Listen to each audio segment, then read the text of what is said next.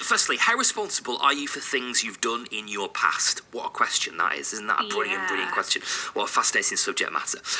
Well, that's the question. A new thought-provoking play from Stockport's Garrick Theatre will be addressing later this month. The Children deals with the threat of a nuclear meltdown, secrets, and the heart of every good story, family drama as well. Sandy McGregor is the director and has been a part of the Garrick Theatre for over 30 years himself and joins you now. Sandy, hi. Hello. Thank you for being with us.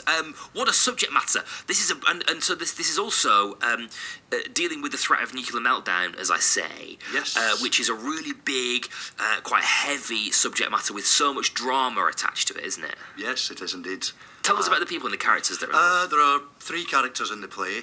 There is Robin and his wife Hazel, and they are retired nuclear engineers, and they live near the nuclear power station where there has been a meltdown. And one of their friends from the past, one of their colleagues, come back after kind of 30 odd years with supposedly just to meet them, but then she reveals the heavier intent, which is to do with the meltdown at the nuclear power station. Right, blimey. And so obviously there's a lot of drama in that, but also some really important questions that we perhaps need to be asking of ourselves. We were just talking, Sandy, about sustainability and about a lot of that being sort of one of the big trends for 2020 and the last few trends for the last couple of years, and how much responsibility we all need to be taking for our actions. There is a kind of, when people leave work, things that they do at work, decisions they've made may impact the people who work there in the future, and it may affect society in general. So at what point do you stop being responsible for what you've done? Do you just hand it over to the people who come after you, or do you still feel some responsibility for what you've done? And so obviously that's you're talking about that on a sort of the small scale of a job, but that's a generational question, isn't it? Indeed, yeah. I mean, the things that we do to the environment may affect, will affect future generations. Is that an easy thing to write, given how much of a part of the zeitgeist that is at the moment? Yeah, well, I think you need to ask Lucy Kirkwood, who wrote the play on this one.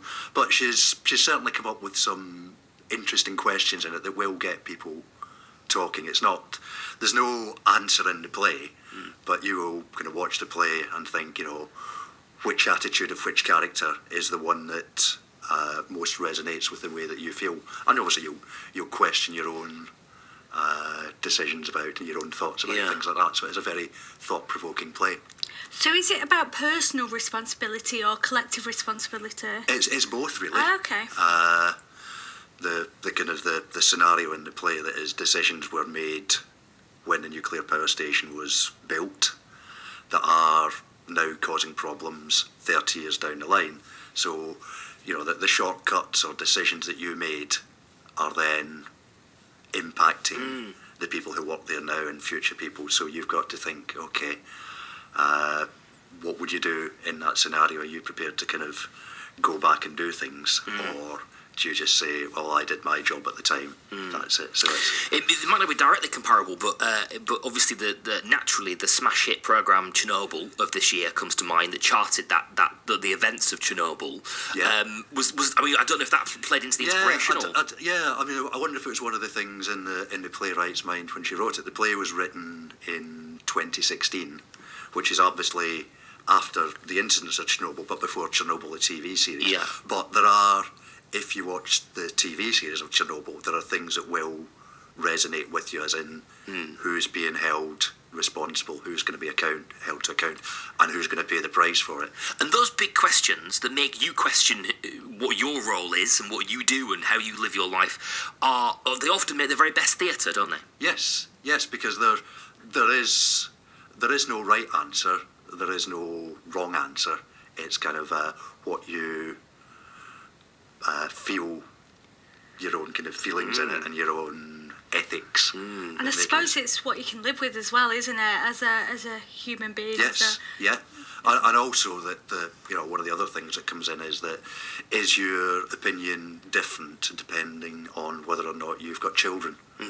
So if you've got children, then you can say there'll be possibly a different feeling saying, I'm doing it for the children. If you, as the character Rose is in this play, you don't have children, does that make a difference? Does that change your attitude?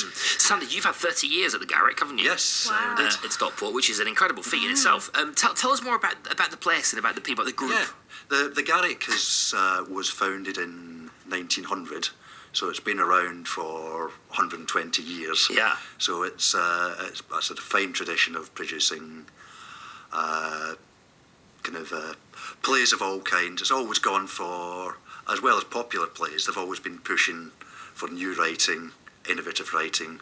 So 100 years ago, 120 years ago, you were talking about George Bernard Shaw and Ibsen, and now we're looking at things like Lucy Kirkwood's play here. Yeah. So we're always looking for a mixture of things that will entertain and also kind of provoke your audience, make them think about. That's those questions, those big questions. Yes. 30 years, Sandy. You've got to have a plaque at least at some point soon. if not a statue, Sandy, surely. Well, there's some people putting a fair bit of time there.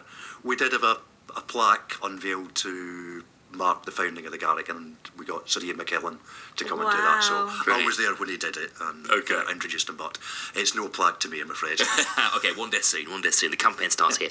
Sandy, been a pleasure. Thank you very much. Yes. The play's on when? The play starts on Tuesday this week, so that starts on the 7th and runs until the 11th, which is next Saturday. Tickets are available at stockportgarrick.co.uk.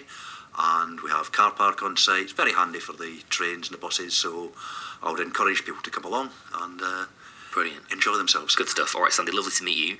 Enjoy it. Good luck with it. Tuesday to Saturday. Big questions, big answers, I'm sure, at the Garrick Theatre. Thank you, Sandy. I'll speak to you soon.